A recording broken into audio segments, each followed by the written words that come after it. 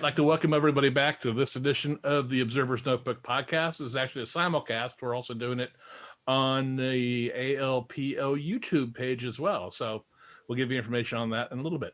But today we're talking to Ken Pashedley. He's the editor of the Journal of the ALPO, and he's also helping me out, or part of the brain trust behind this year's 2021 virtual conference that we're holding. So welcome back to the podcast, Ken. Glad to be here. Great. Now, before we get into talking about the conference, why don't we talk about the latest edition of the journal? Okay. The quarterly journal of the Association of Lunar Planetary Observers, subtitled The Strolling Astronomer, so named, I understand, by a secretary to the late Walter Haas, way back in the early 1950s, I think, is issued quarterly. And by the way, if you could pull up the image of the journal that you shared with me a second ago, Sure. Tim? Yeah, give me a minute. I want to point out something. Hang on. I had it here.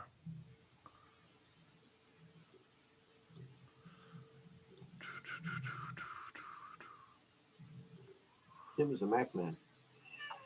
Yes, I am. We all have our, and he'll say the same thing about me. I'm a Windows guy, but that's the way it is. All right, here we go. Okay, this issue we're featuring not a nice image through a scope or binoculars or anything else. We're featuring a beautiful, beautiful drawing done by one of our members of the moon. And of course, in this case, we always refer people to page 3 of the journal. But you know the expression, credit where credit is due. So if you could page in. All right, why am I not doing that? Oh, whoop. Okay. Nope. Too far. Yeah. There you go. I want to point out something, credit where credit is due. For the last year, or maybe a little more or so, I have been the coordinator of the publication section of the ALPO, but for about the last year and a half or so, the editor of the journal, you will see there on actually page number 1, is Sean Dillis. And Sean has graciously agreed to be editor, so the various papers, astronomy papers that are submitted, go to him for his review. He does not do peer review. Those are done by the various coordinators of the observing and interest sections.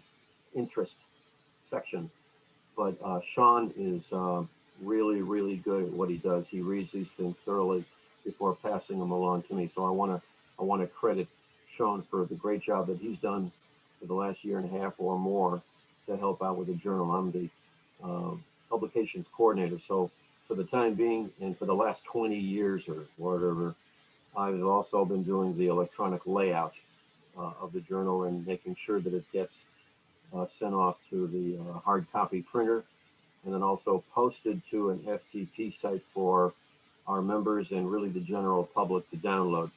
I want to point out that the current year's worth of the journal is available only to paying members of the ALPO. All the issues that are a year old or longer, going all the way back to 47, all of those are online and available for download by anybody. So if you'd like to see what the journal looked like pre-2001 in its various iterations, you're welcome to do so. Just go to alpo-astronomy.org. At the upper right corner, you'll see a link called ALPO. Oh, lost you. Click on that, and then you should see something called Publications section. Click on that, and then you'll see several other choices, one of which is the journals, and just explore to your heart's content. But anyway, and I will include those links too with this podcast. Very good, very good. This issue is one of our larger ones. it's excellent, actually larger than even Sky and Telescope magazine, which is one of our valued advertisers. This one's a 96 pages plus the outer cover, so we're 100 pages. And put on the old reading specs here, but the papers and presentation, we feature this time a request by one of our members, Steve, I think the name is pronounced Zizekas. Zakis. Pardon? Zakis. Zakas, yes. Who is, I think right now he's back in Greece visiting. He's on vacation or something over there. And he is a member of SARA, the Society of Amateur Radio Astronomers, and he's also promoting the idea of the ALPO to form an radio astronomy section. So, you know, he's got that going there. So, you know, his arguments for, and he's got some good points. Go back to TOC. Alt left arrow in Windows takes you back to where you were. I'm not in Windows. Okay, and you don't have to go to these things right now. It'll be a hardship, but we've got a report on observing the upcoming Perseids because this year should be good because lack of the moon in the way. We have the usual report on sun activity, and this time it'll be during the Carrington rotations 2236 and 2237. Then we have a apparition report of Venus from 2016 through 2017. A very detailed paper on really an overlooked feature on the moon on lunar domes. This one is on a certain dome or domes near the craters Luther, Hall, and Posidonius. Then there's some considerations about visual observations about wrinkle ridges on the moon. The moon is just really full of surprises. Another apparition report. This one is on Jupiter during the 2017-2018 apparition, and then finally an observation report about the remote planets Uranus, Neptune, and we may mention once in a while Pluto during 2019-2020. But you'll note that the ALPO is really not just an organization of 5 guys in a treehouse. It's really for people who have already learned to use their equipment for the most part, and they're really attracted to solar system astronomy, whether it's planets, the moon, the sun, comets, meteors, or anything associated with them. We also have a new section for exoplanets. Even though they're far from our solar system, there are some of our members who are so advanced that they are able to detect exoplanets. So as you can see on your screen there, these are images not from Hubble, but from Earth-based telescopes by members and non-members alike of the ALPO. Now the top, I think the top right image on the left side there, that has got to be an image from Juno, which I believe is orbiting Jupiter really over the poles. But you can see how serious the observations are from our members. And these reports are published in our quarterly journal, which is distributed to not only the members, but also makes its way to various libraries and research institutions. Could be the Jet Propulsion Lab, could be NASA, various universities. We do participate in professional amateur collaborations with Venus and Saturn. So if you do get into really interesting solar system observations and you want to contribute those, you can count on your work contributing to real science and not just pretty pictures, although they may well be pretty. And if there are people out there that are not yet members of the ALPO, if you send me an email at cometman@cometman.net, I will send you a PDF copy of this quarter's journal, no charge. So you can actually have it in your grubby little hands and peruse it at your leisure and see exactly all the work that we've done and actually the quality of the journal as well. Right. Now, the journal is also available. Well, when I took over the editorship position back in 2001, which is very appropriate somehow, um, it was available only as a hard copy, and I reformatted it into the uh, journal that it is now. It's divided into three sections. The first portion is called Inside the ALPO, and it's really member section and activity news. The second section is the various papers and presentations that I just outlined earlier. And then the third portion is called ALPO Resources, which is a directory of who's who, what's what publications, what ALPO publications are available, and even how to get back issues of the journal. So it's available since 2001 as a journal hard copy and as a soft copy PDF file. The PDF file is obviously full color. The hard copy, due to financial considerations, is black and white inside pages, full color covers. Those members who contribute higher levels of money to be sustaining members, and there's various levels, uh, they they will be getting the hard copy as well as the soft copy of the journal. So if you're one of those like myself who loves the smell of old paper in a magazine, might be something to get. But Well, one of the advantages I think of the PDF copy is the links, and all the links you have in there. You run your mouse over it, click on it, and it takes you to that observation or that website. So those are, I think that's one of the really nice things about the PDF copy as well. that's right. So when you read one of the papers, the scientific papers, one of the apparition reports, whatever it is, at the end of most of the apparition reports, um, there will be a list of references. It might be 5 or 6, or it might be page and a half or 2 pages of source material that the author used or referred to. And in many, many, many cases will include a link on either how to get that article or that book or reference that paper or whatever.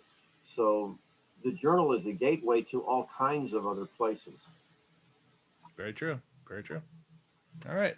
So, like I said, if you're interested in getting a soft copy of it, just drop me an email and I will send that off to you. All right. Membership is only $18 a year.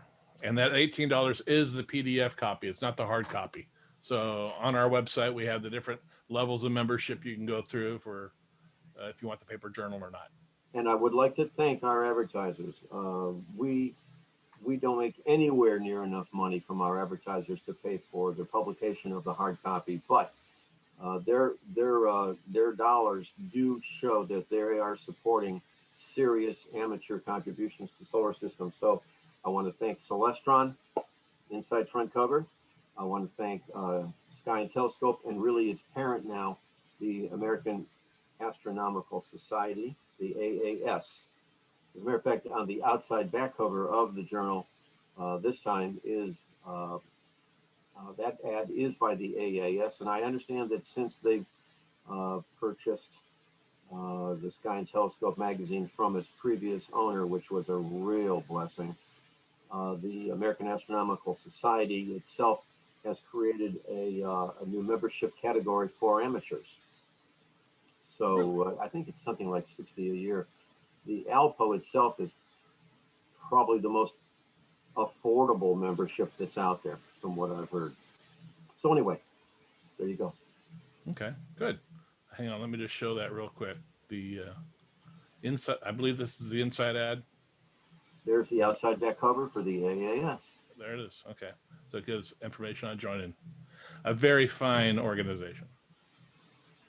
All right. Well, the actual reason we got together today, besides talking about the journal, is to talk about the upcoming 2021 ALPO conference. Those of you that were around last year, we held our conference in October, I believe it was, of last year, and it went pretty good. We had a nice attendance for the conference, and it went so well we want to do it again this year. So the dates of that are Friday and Saturday, You can see right here up above where my armor disappears.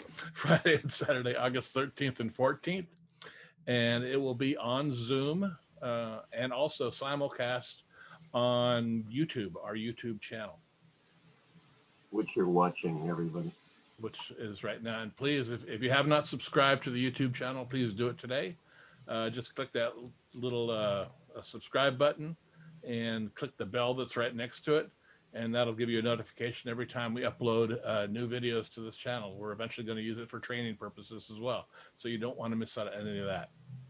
But the conference will begin at 10 a.m. Pacific time, 1 p.m. Eastern time on those 2 days, and run until 2 o'clock Pacific time in the afternoon or 5 o'clock Eastern time. There'll be about 7 papers per day, and those spots are actually starting to fill up. So if you want to get a paper, present a paper at the conference, please let me know as soon as possible. And if you do want to present a paper, this is where you have to join the ALPO. It is an ALPO conference that is open to the world to attend, but it is open to ALPO members to present. That's very true. And the time limit for the papers is 15 minutes. So you're not going to do a 45 slide presentation. So it's an overview of whatever project you're working on or something interesting you have that you want to present during the conference. So like I said, it's 15 minutes, and then we have a few minutes afterward for questions. And I know some people that can do 45 slides in 15 minutes, but you don't remember anything you saw. Well, you don't want to do that. But yes, so our featured speaker, our keynote speaker, at the end of the second day will be noted imager Damien Peach from Britain. I don't know how this guy does it. He has a marriage and a hobby and a job. And maybe Tim can tell me more about him, but we've got a feature story about Damien on him in the journal. The guy has gotten all kinds of awards. His work is everywhere. If you're into astronomy somewhat, you must have heard the name Damien Peach. He's probably the sole reason I don't do astrophotography, because I look at what he does and I go, oh, okay, I'll keep drawing. That's what I like to do. So that's what I'll do. Yeah, your work can be on the front cover one year. Pardon me? Maybe your work can be on the front cover of the journal. There you go. That'd be scary. Yeah, but Damien is one of the best astrophotographers in the world, and he's an amateur. So yeah, really look forward to his presentation. He also was on a podcast about 2 years ago. So if you want to reach back in our archives and listen to that, he talked about some of his methods in astrophotography. And I'm not sure of the topic he's going to give us, but I'm sure he'll talk about some of the methods he uses in astrophotography.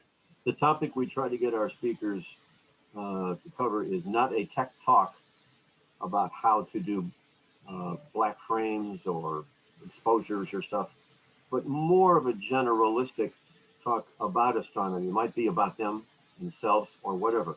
Last November, when we had our conference, we were glad to have a young lady who is now known worldwide.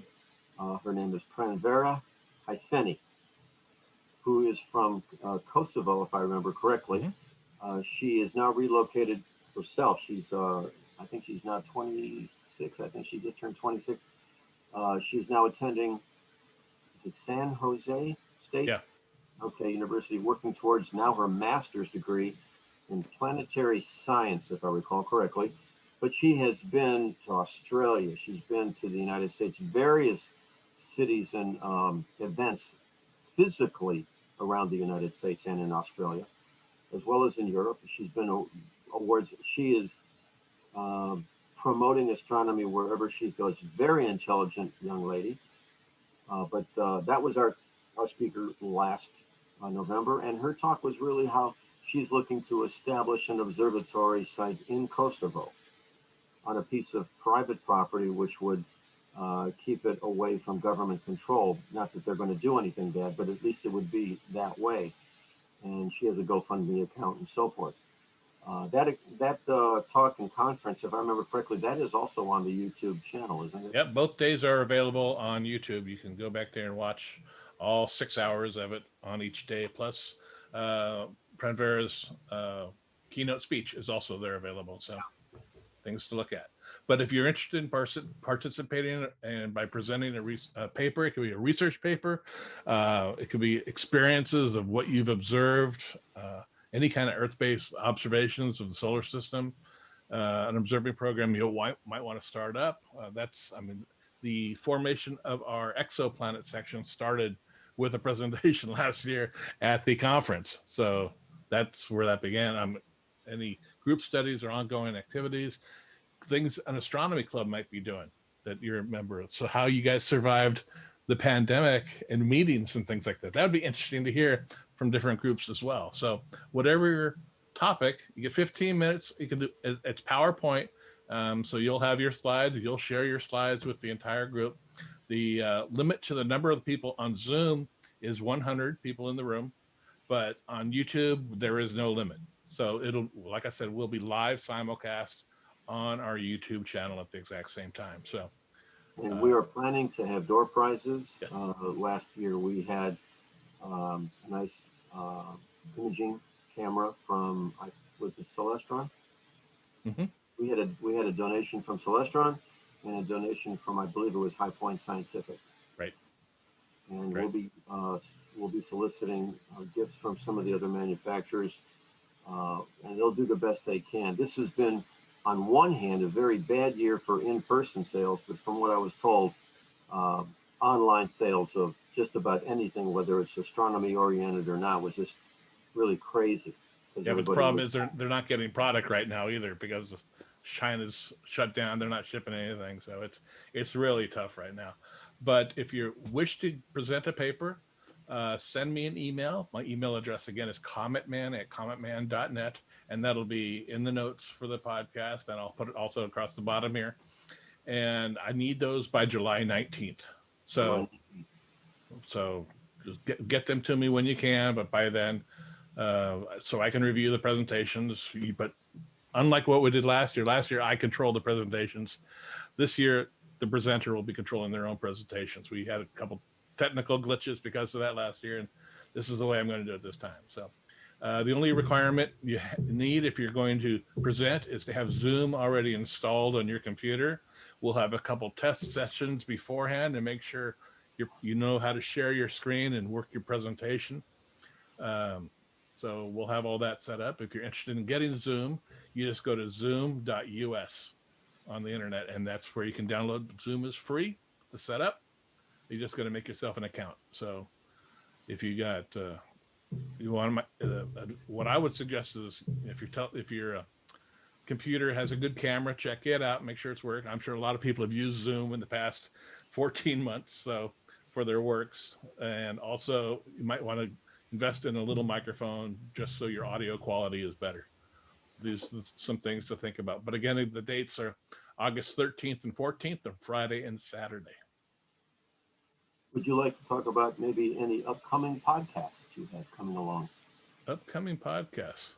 Besides this one. Let's see. Let me look at my schedule for podcasts. Hang on. Well, let's see. We just released, this is being recorded June 3rd, so this is probably going to drop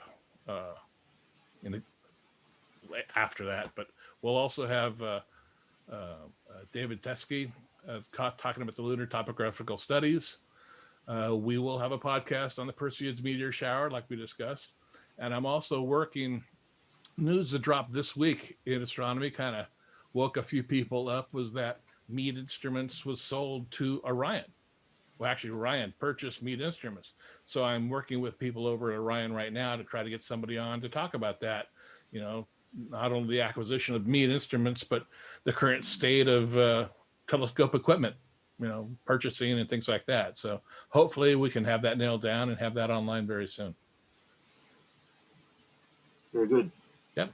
Very, very good. Yeah. So like we mentioned, the conference during the day will be 10 o'clock to 2 o'clock Pacific time.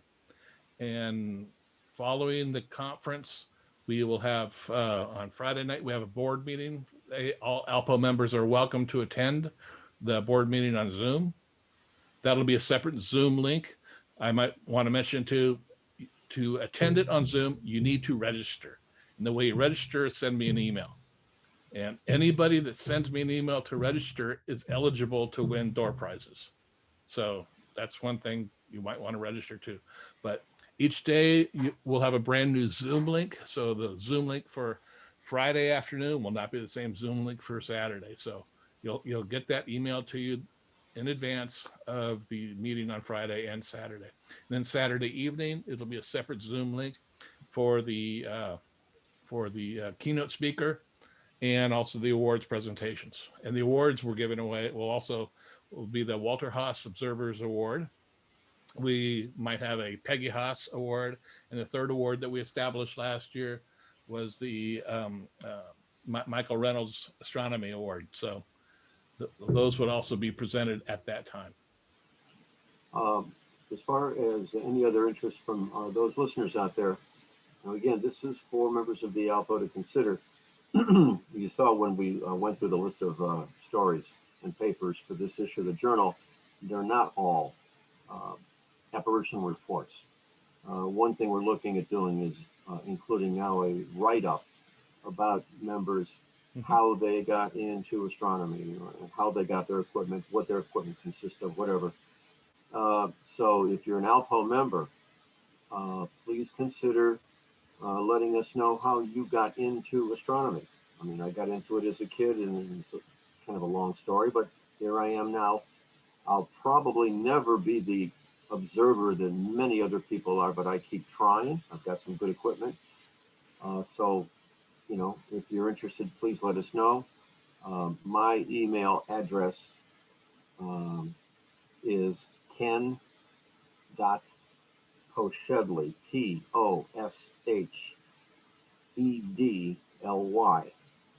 at alpo-astronomy.org. And, let us know more about yourself. And that would, put more of a face on the ALPO. The ALPO is members and those who contribute. We're not just, like I said, a few people.